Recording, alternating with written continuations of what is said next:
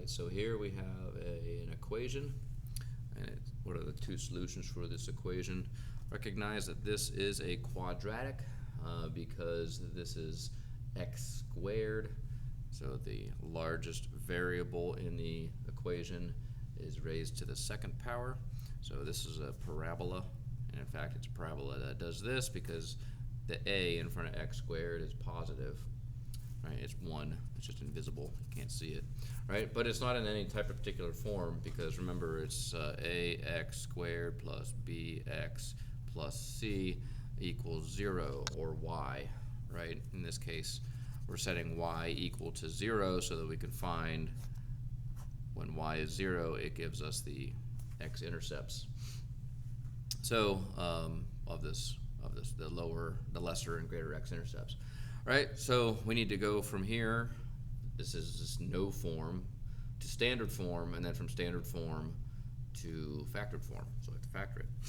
Right, so let's go move this 14 over here. That's pretty easy, it becomes positive, so it's going to be x squared minus 15x plus 14, and that equals 0, and we have to factor this. So set up a quadratic is going to factor into two binomials, and sometimes the a gets factored out too, but we don't have to do that here because a is 1. Right, this starts, we're going to have with an x and an x here, and the pattern is going to be minus and minus, because remember, if that term and that term is a minus and a plus, remember it's plus plus, that yields a plus and a plus. A plus minus yields a plus and a minus. A minus minus yields a plus and a minus. And a minus plus yields a minus and a minus inside of here. So this is minus plus, so it gives us a minus minus. All right, now I need the factors of 14. That'll make 15, and they're both negative, so it doesn't really matter which one is which. In some cases, you just have to pick the bigger factor of 14 that has a negative side, but that's not here. All right, so the factors of 14 are 2 and 7, and 15 and 1, or 14 and 1, and those combined together, 14 and 1, will make 15, and this equals 0. So remember, this is in factored form, where a is x minus q and x minus p equals 0, and these are the opposite of your x-intercepts. So we set this one equal to 0, so x minus 14 equals 0, and x minus 1 equals 0, and we could pick those out. So x is going to be equal to 14, and x is going to be equal to 1, and that's why these are negative in here. You have to flop the sign, because when you move it to the other side, in both of these cases, it turns positive. It flops the sign. So we have 14, and there is 1 right there. Those are the two answers for that. Okay, so here is another function. It's a quadratic, right? And it is positive because it's a times x squared plus b times x plus c. A is positive 1, so when a is positive, it does that. Right, so you should recognize that from your reference sheet preparations. Right, so it looks something like that. Right, it doesn't really matter. It looks something like that. Right, so x approaches infinity, which is that way, or if x approaches negative infinity, it's that way. So they both, y with f sub x, right? This is f sub x, which equals y. F sub x approaches the same, both approach infinity, right? So they both get bigger. They both approach infinity because it's a quadratic. Right, here's two radicals getting multiplied together, right? And this is a cubed root, right? It says that this times that equals that, right? So let's rewrite this in a fraction form, right? So the cubed root of 18 times 5 times the cubed root of 6 equals 15 times the cubed root of x. All right, so this looks a little bit scary, but just take it one at a time. All right, let's look at this side first. So when I'm going to multiply this side, right, this is 1 times 5, so it's going to be 5. And then inside the radical, it's going to be 18 times 6. So 18 times 6 is 108. 108. Don't forget to bring down the cube because it's the cubed root. Let me clean that up a little bit. This is the cubed root. Okay, and this equals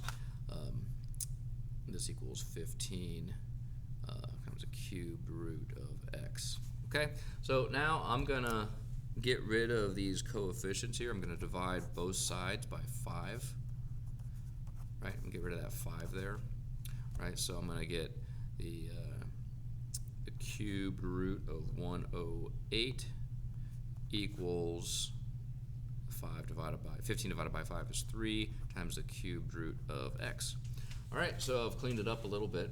Now I got to see if 108. I wonder if 108 is a perfect cube, right? So remember, this is 108 to the 1/3, raised to the 1/3, or you can use the cube root button, right? So I'll use the cube root button, and it's not a perfect cube, right? So I can start dividing it by perfect cubes to see if I can find a prime number in here. So 1 cubed is 1, 2 cubed is 8, 3 cubed is 27, and then 4 cubed is 64. 5 cubed is 125, so that won't work. All right, so let me divide this by 8. 108 divided by 8 equals 13.5. That one won't work. Let's do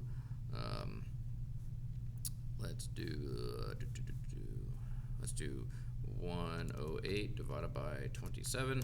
That's 4. Okay, so this is the cubed root of 4 times 27 equals 3 cubed root of x. Okay, so I can take out this 27, right? And then when I pull out the 27, it becomes 3 on the outside because it's cubed. All right, so this is 3 times the cubed root of 4 equals 3 times the cubed root of x. All right, that's pretty cool. So now let's divide both sides by the coefficient of my variable term, which is 3. And when I do that, I get the cubed root of 4 equals the cubed root of x. Now I'm going to cube both sides. Right, so when I cube the cube root, I get 4 equals x. So there is my answer. And I can check it. Let's check it just to be sure. So if I do 15 times, let's do 4 cubed times 15, this is 960. So, and then if I do 18 cubed times 5 times 6 cubed equals 23. Let's see if we did a mistake there. Let's move on to the other one here. I see what I did wrong. I did this side wrong. So let's do 4 cubed root is 1.58. This is not 160. This is not 960. And then this is the cubed root of 4. Multiply that by 15, and that's approximately 23.81. Okay, so if I do that over here, I do 18 cubed. Oh, you didn't see anything I was doing. Sorry about that. Right, so I put 4 in here, took the cube root of 4, multiplied by 15, and I get approximately 23.81. All right, so now I'm going to do the same thing over here. I'm going to take the cube root of 18. 18 cubed is approximately 2.62, okay? And then I'm going to do the cube root of 6 times 5 equals that. I'm going to multiply that by 2.62, and you see that I get approximately 2.381. The difference is because of the rounding right here. All right, so I checked that, and that is correct. All right, so let's move on to the next one. Sorry about the little hiccup there. All right, so there's 150 high school students total. 150 high school students total.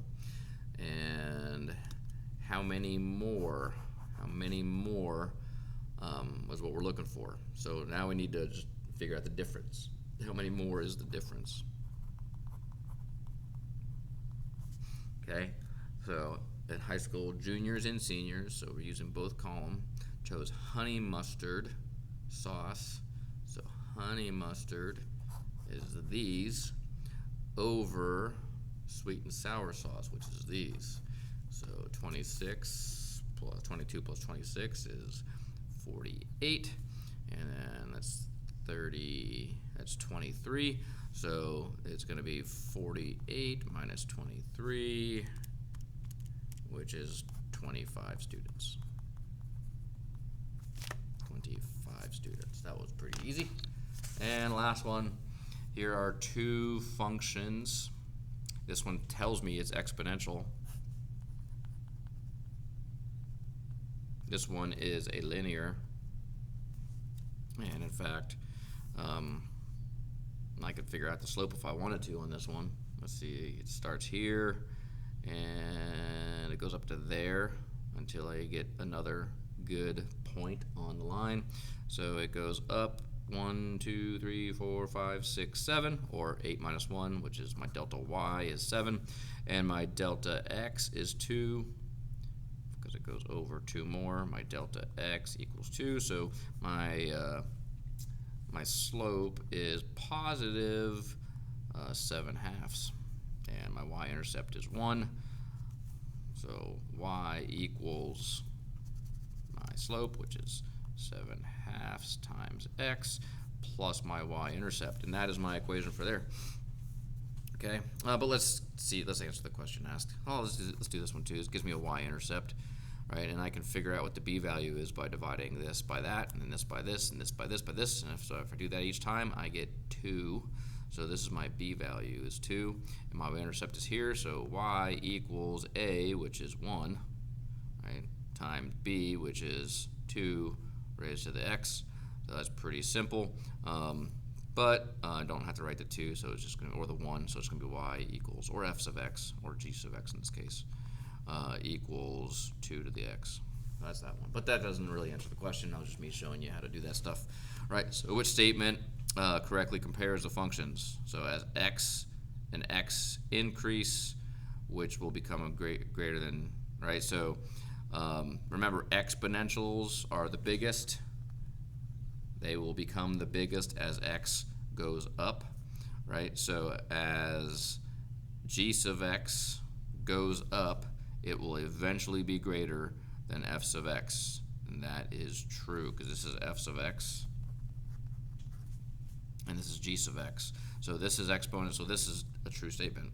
Okay, this is the opposite, this is the converse of that, so let's go ahead and get rid of that one. All right, the y-intercept of f sub x, so this is f sub x, is greater than the y-intercept of, that's not true because they're both 1. That's not true. And then the y-intercept, no, they're the same because they're both 1, because my a value is 1, because the a equals 1, and then here my b value equals 1. Say they both equal 1. Right? So this is b equals 1, this is a equals 1, and remember on your reference sheet, you should have identified that pretty easily. Maybe I should make a reference sheet video. Okay, that's all of them for today. Tomorrow we're going to get into 41 through 45.